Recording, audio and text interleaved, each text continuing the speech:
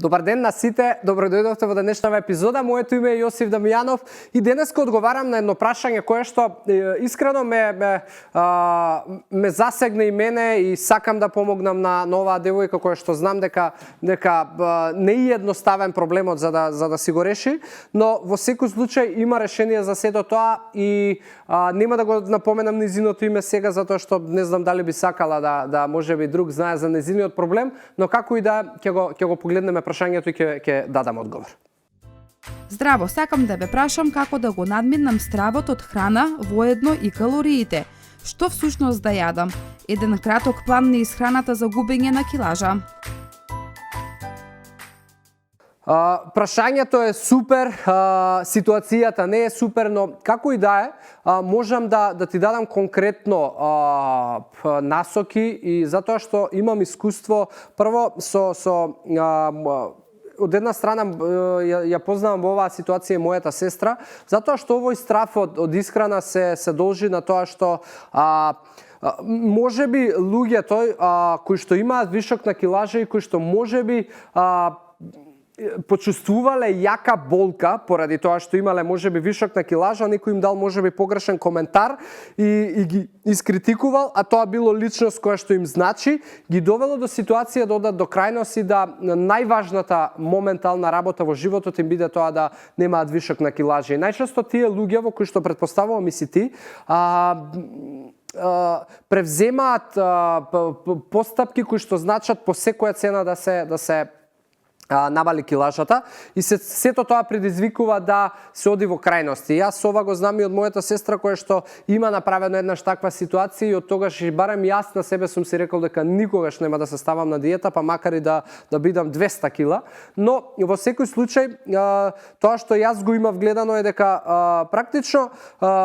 вашите очи гледаат поинаку и вашите очи секогаш ве гледаат како човек со вишок на килажи и вашите очи секогаш храната ја гледаат како средство со кое што ќе си ја загрозите ситуацијата која што ви е во моментов најважна, тоа е изгледот. И искрено стравот од храна го имам видено и кај една друга клиентка која што после секој оброк има одено во тоалет за да повраќа. И тоа е страшно, мислам, не е едноставна ситуација, но во секој случај единствен начин можеби да ја надминете, прво да разговарате со личноста која што ви го наметнал тој страф и можеби ви предизвикал да пред се по секоја цена да посегнете по тоа да изгледате добро, а тоа да не биде на правилен начин, да поразговарате и да и кажете дека слушај, вака и вака ми направи и едноставно се наоѓам во оваа ситуација, знаеш, ми значи да тоа можеби не биде така и да го смениш мислењето,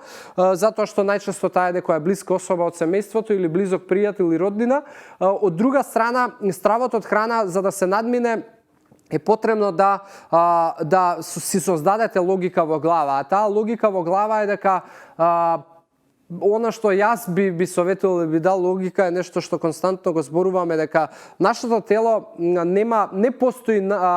постои исхрана за слабење. Исто кој што не постои исхрана за дебелење, истото не постои за слабење. Значи, секој од нас вишокот на килажа го создава поради погрешниот начин на живот. Не го создава затоа што не користи диета, не го создава затоа што не користи апчиња за слабење, не го создава затоа што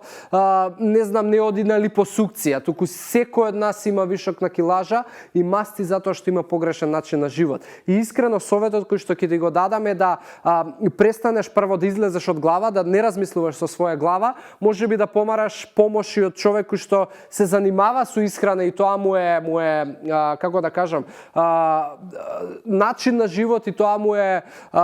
мисија во животот, кој што и мене ми е мисија, можеби да помогнам на многу луѓе да си ги средат своите животни навики, прехранбени навики и стил на живење и да излезеш од својата глава и да дозволиш некој друг за 3 до 6 месеци да размислува за тебе и да ти даде можеби насоки и да ти биде поддршка и мотивација и да видиш дека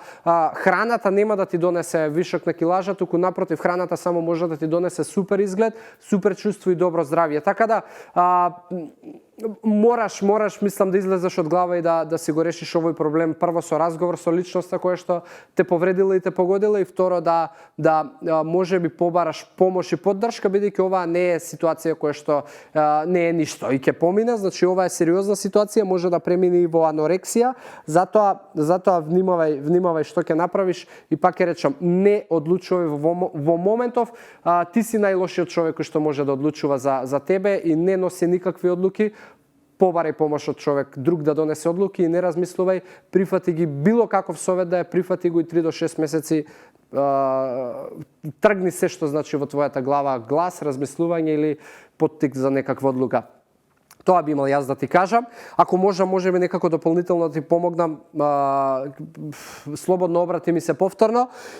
И тука завршуваме за денеска, би сам доста специфична тема и ситуација. Фала ти уште еднаш на прашањето и можеби ќе поттикнеме и некој друг да си помогне со ова, бидејќи верувам дека не си единствената. Ако сакаш, можам да те поврзам со личноста која што и помогнав да излезе од слична ситуација како твојата и можеби ќе те инспирира. Така да, дечки, останатите ве оставам во здрави животни навики, исто така ви посакувам убав ден и се гледаме во следно издание. Чао!